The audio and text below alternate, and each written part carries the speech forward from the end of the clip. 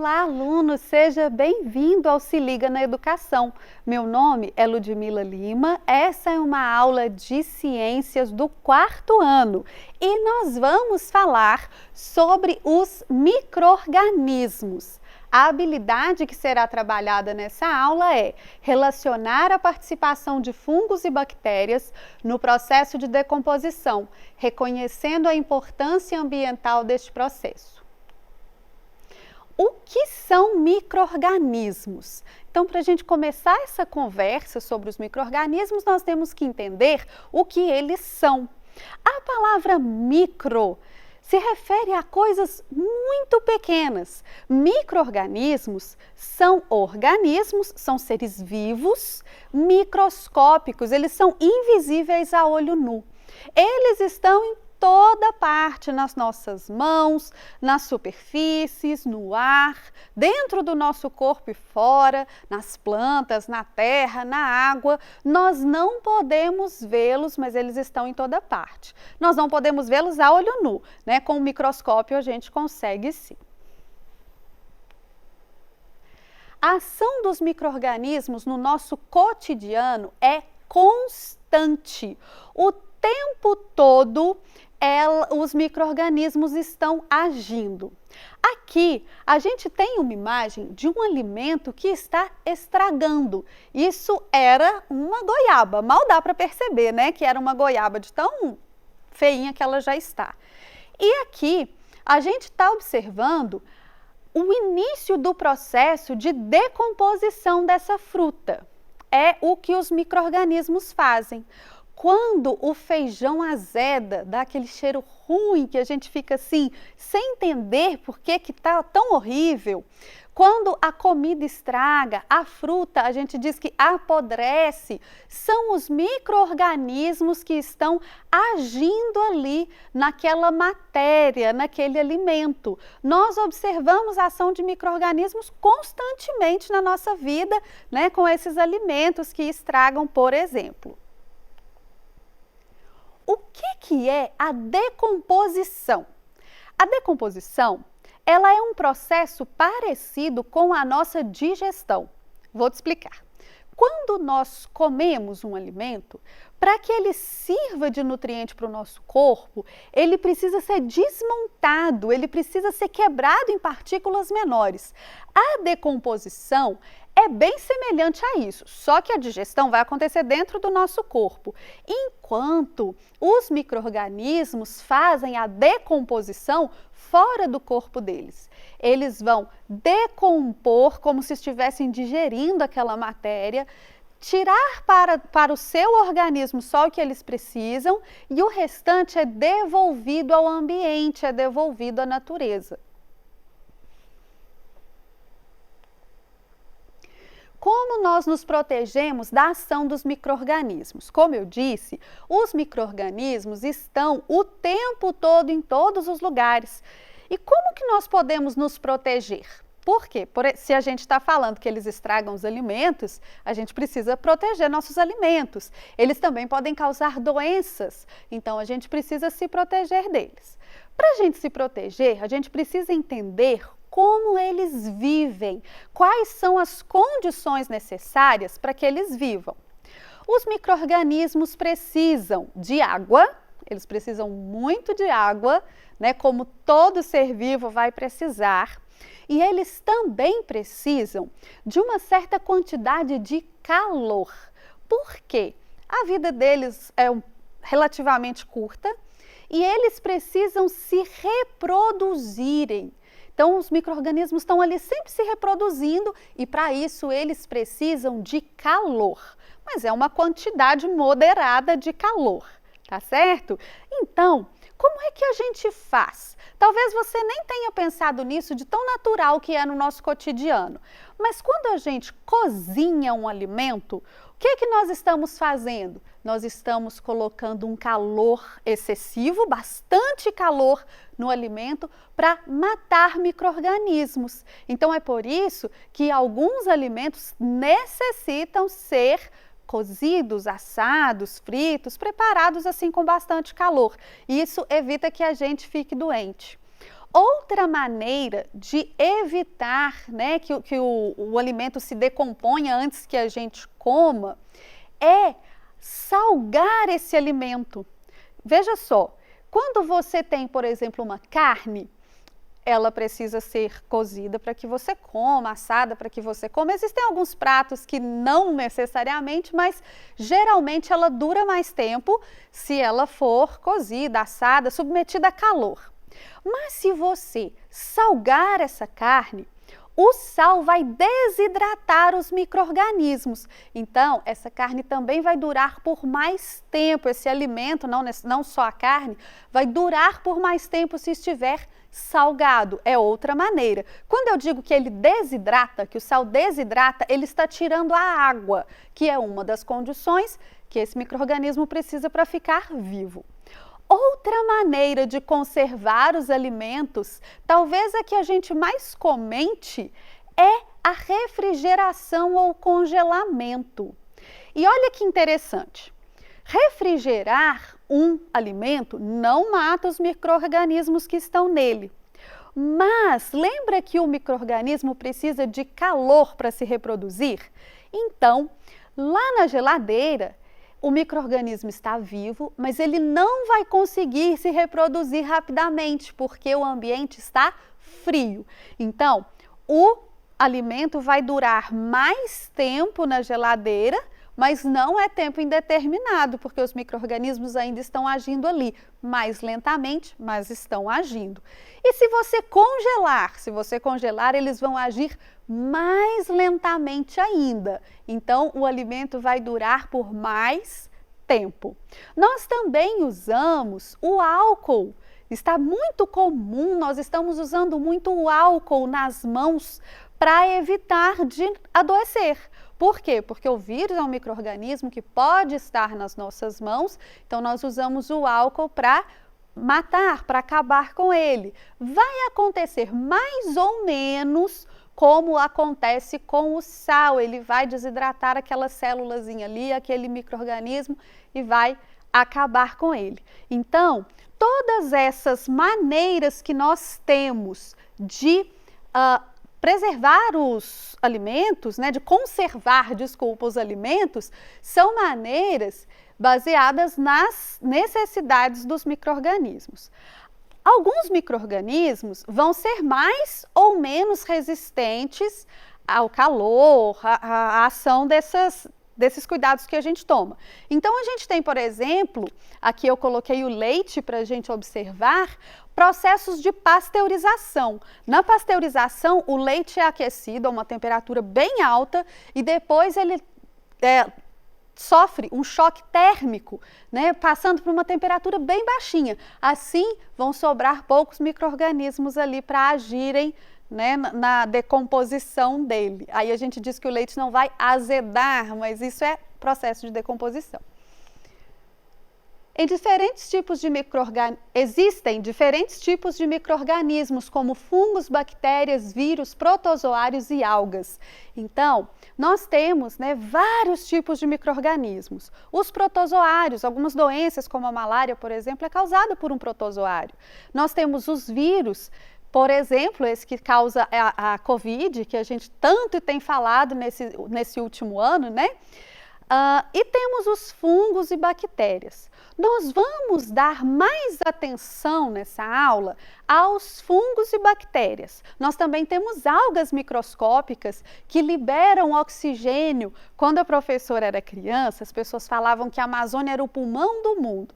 A Amazônia é muito importante para o mundo, mas o pulmão mesmo, o que mais libera oxigênio são as algas, é o mar.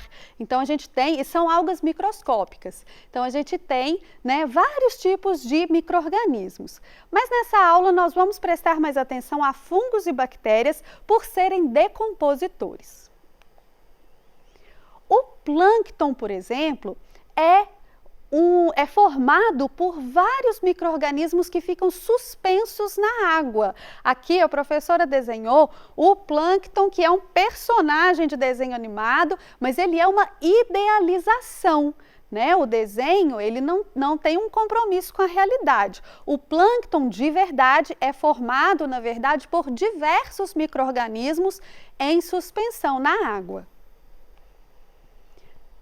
Nessa aula nós vamos prestar então mais atenção aos fungos e bactérias por serem eles os decompositores. Fungos e bactérias também podem ser usados pelos seres humanos. Como assim, professora? Se eles tragam o alimento, bom, a ação deles, controlada pelo ser humano, também pode ser usada, por exemplo, na fabricação de queijos, na fabricação de pães, na fabricação de biocombustíveis, porque são micro-organismos que vão fazer a fermentação da biomassa para que ela vire combustível, tá?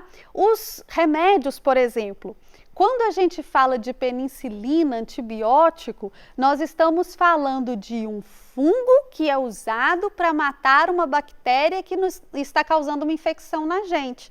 Então, é um micro-organismo para combater outro micro-organismo e defender a nossa saúde. E eles também atuam na decomposição do lixo. A gente fala dos alimentos, do lixo orgânico, mas todo o lixo, todo o resíduo vai sofrer decomposição no meio ambiente. E quem vai atuar nessa decomposição são os fungos e bactérias. O que acontece com materiais industrializados é que eles vão demorar mais tempo para serem decompostos, mas tudo vai ser decomposto ali na natureza, né, em algum tempo. A gente observa muito os materiais orgânicos, então as cascas das frutas, né, que a gente joga fora, os restos de comida vão ser decompostos. Na natureza, às vezes, o próprio fruto vai ser decomposto para liberar as sementes para nascerem novas plantas. Então, a natureza está em constante limpeza, né, por esses agentes, esses micro-organismos que estão ali o tempo todo se alimentando, fazendo essa decomposição e devolvendo os nutrientes para a natureza, devolvendo os nutrientes para a terra. Até mesmo a digestão dos alimentos sofre alguma interferência dos micro-organismos. Aí você me diz assim, então quando a gente está doente? Não, nosso sistema digestivo tem naturalmente, nosso sistema digestório tem naturalmente bactérias, micro-organismos que vivem nele e nos ajudam na nossa digestão.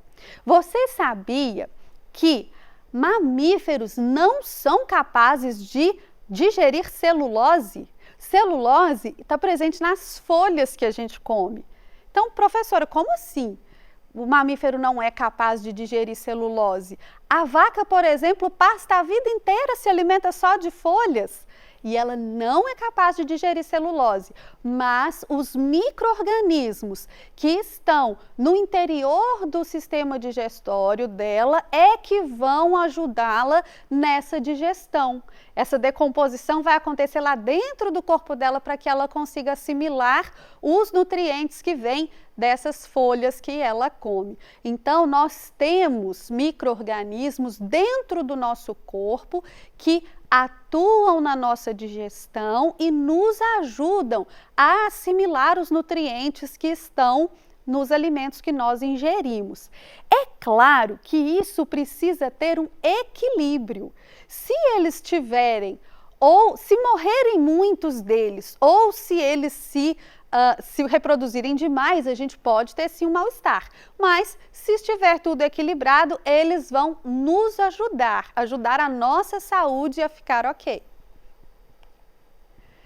Essas bactérias que ficam no nosso intestino, que ficam dentro do nosso corpo, nós chamamos de microbiota intestinal. Então, micro, né, referente àquilo que é pequeno, que é imperceptível a olho nu, biota relativa à vida. Então, tem vida lá no nosso intestino, vida microscópica. Os fungos e as bactérias podem ter diferentes formas. Ali Aqui no canto, a professora desenhou um cogumelo. E o cogumelo está ali porque ele é um fungo. No entanto, ele não é um micro-organismo. Por uma razão óbvia, você enxerga os cogumelos. Então, eles estão ali para ilustrar porque eles são fungos, mas eles não são microscópicos. Mas a gente tem aqui, por exemplo, as leveduras, esse aqui, que é fungo também. Nós temos aqui, olha, essas bactérias que são redondinhas, nós vamos chamar de cocos. E elas podem ter podem se apresentar de formas diferentes. Se elas se apresentarem em dupla, a gente chama de diplococos. Se elas se apresentarem assim em fila, como se fossem um colarzinho de pérola, nós chamamos de estreptococos. E se elas estão assim todas emboladinhas, nós chamamos de estafilococos. Nós também temos os bacilos, que parecem bastões. E a gente tem vibriões, tem esperilos, que são esses aqui, as bactérias flageladas, que são essas que têm, né, várias flageladas, ciliada também. Mas são várias formas e elas vão se apresentar em ambientes diferentes também. Aqui eu vou mostrar alguns exemplos da utilização de fungos e bactérias na nossa alimentação. Quando a gente fala de fazer o queijo, nós estamos usando uma bactéria, mais especificamente um bacilo, que é aquela bactéria em forma de bastãozinho. Geralmente nós chamamos ainda de lactobacilo, que é um bacilo que age no leite. Então, esses bacilos vão ser usados para fazer queijos, para fazer iogurtes. Tem até um leitezinho fermentado que a gente compra assim, que fala que tem lactobacilos vivos e tal. Então, isso é usado na produção de derivados de leite. E para fazer o pão, a gente usa fermento biológico. Por que é fermento biológico? Porque ele está vivo, ele é composto de leveduras. Essas leveduras vão se alimentar ali dentro do pão e soltar bolinhas lá dentro que vão fazer o pão crescer. Então, o fermento é uma levedura que solta gases dentro do pão, formando bolhas e inchando aquela massa antes que ela seja assada. É assim que os pães crescem. Então, é um dos usos que a gente pode fazer dos fungos na nossa alimentação. Nós também usamos, por exemplo, para fermentar bebidas como o vinho, tá? Na aula de hoje, nós aprendemos o que são micro-organismos e que eles podem ser de tipos diferentes. Então, nós aprendemos que existem micro-organismos de diversos tipos, vírus, protozoários, fungos, bactérias, que mesmo os fungos e bactérias podem ter diferentes formas, podem ter diferentes funções e até diferentes usos para os seres humanos, né? Como eu falei do remédio, que é um fungo que mata uma bactéria, né? Do antibiótico, que é um fungo matando uma bactéria, ou dos bacilos, que vão fazer derivados de leite, né? De tudo que a gente usa fermentado vai ter aí a ação de um micro-organismo. E entendemos as condições para que eles vivam e se reproduzam. Então, eles precisam de água e calor. E tudo que a gente faz para prevenir, para nos proteger desses micro-organismos, vai ter em mente essas condições que eles precisam. Ou a gente vai mudar o calor, a condição de calor, ou a gente vai mudar a condição de água desses serizinhos. Nós entendemos que as bactérias e os fungos podem ser usados por nós, né, para a produção de alimentos, de combustíveis, que eles estão presentes na nossa digestão e também aprendemos que eles estão presentes em toda parte e que eles são muito importantes na decomposição de lixo, na decomposição da matéria, porque eles devolvem nutrientes para o ambiente.